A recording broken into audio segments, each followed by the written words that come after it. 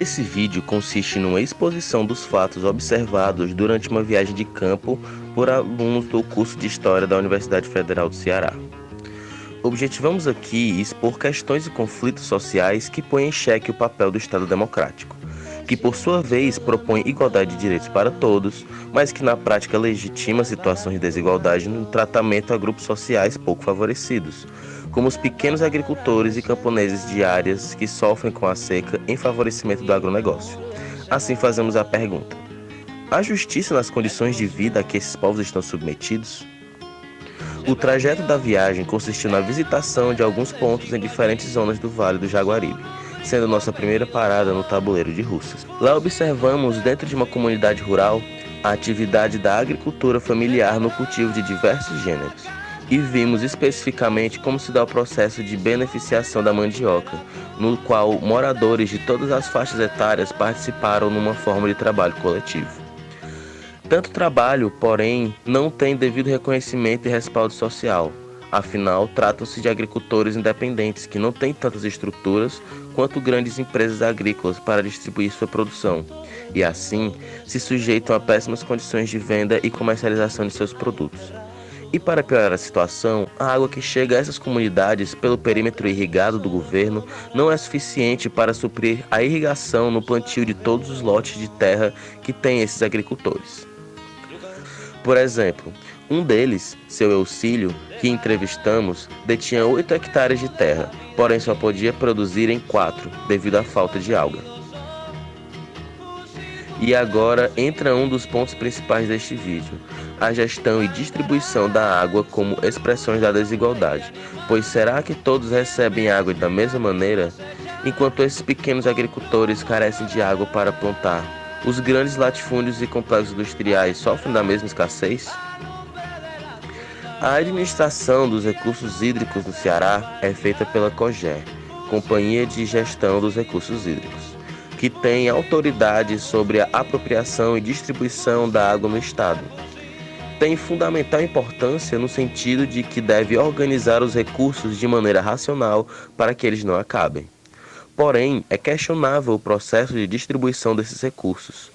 Para seguir nessa questão, falaremos da situação da próxima parada de nossa viagem, a zona rural de Potiretama. Lá observamos comunidades que sofriam deveras com a escassez de água, de forma que necessitavam racionar e economizar a água ao máximo para que ela não acabasse. Utilizavam, por exemplo, um sistema batizado de bioágua, para reutilizar a água dos usos domésticos nas plantações.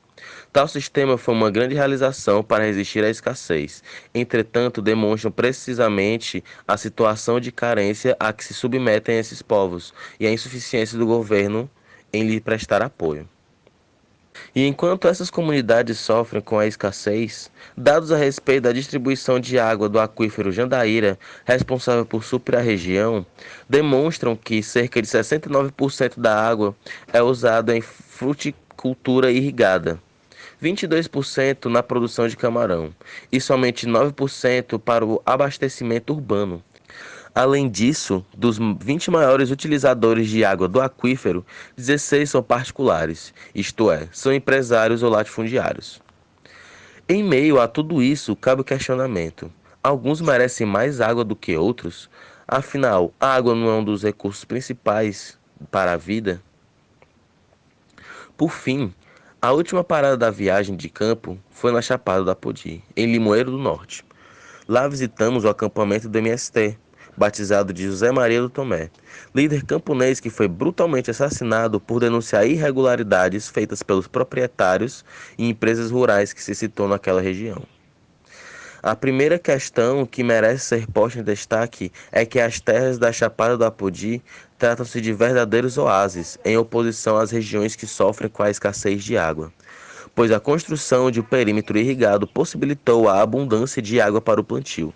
A construção desse perímetro, porém, foi repleta de irregularidades, pois, para que fosse efetivada, o governo desapropriou cerca de 6.000 famílias, e no momento de entregar os lotes de terras dentro da primeira etapa do perímetro irrigado, apenas 316 famílias conseguiram entrar no projeto, sendo 255 expulsos posteriormente.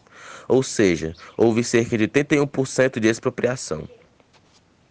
Assim, a Associação dos Ex-Irrigantes e Expropriados do Perímetro Jaguaribe-Apodi, a IJA, presidida por José Maria, denunciou tais questões ao Ministério Público. E em 2009, o DENOX, por mando da Justiça, realizou um estudo sobre a estrutura fundiária abarcada pelo perímetro irrigado. Nisso foi constatado que dos 10 mil hectares, cerca de 4 mil foram invadidos e grilados por empresas nacionais e transnacionais, sendo elas Belmonte, Banessa, Frutacor e WG. Distribuição de Frutas Limitada. Essas empresas que dominavam as terras do perímetro realizaram pulverizações aéreas de agrotóxicos que contaminaram a água, implicando doenças constantes naqueles que a consumissem. Em 2010, José Maria denunciou a poluição dessa água a partir da situação de sua filha, que ficava constantemente doente, sem os médicos acharem explicações para isso. Tal dia, ele decidiu não usar mais a água disponibilizada pelo perímetro irrigado, e a partir desse dia, sua filha não ficou mais doente.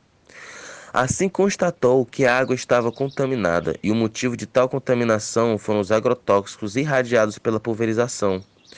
Para se entender o quanto o uso de agrotóxicos é crítico e nocivo, um estudo do UFC entre 2003 e 2014 constatou que em municípios dessa região do Vale do Jaguaribe, os índices de câncer são 38% maiores do que os de cidades que não são dominadas pelo agronegócio. Voltando a Zé Maria, após a situação sofrida por sua filha, denunciou publicamente as empresas, também por esses motivos, e foi brutalmente assassinado com 25 tiros. Tal ocasião mobilizou, em 2014, a ocupação pelo MST de parte das terras pertencentes ao perímetro irrigado. A ocupação, começada por cerca de 1.000 famílias, pratica a agricultura familiar e produção de alimentos orgânicos, de forma que tornam a terra produtiva e a usam para se manter. Para finalizar este vídeo, pedimos que reflita sobre as questões postas aqui, para a reformulação dos conceitos de democracia e justiça na prática, e tirem isso para as suas relações com a sociedade, sabendo discernir melhor sobre essas questões.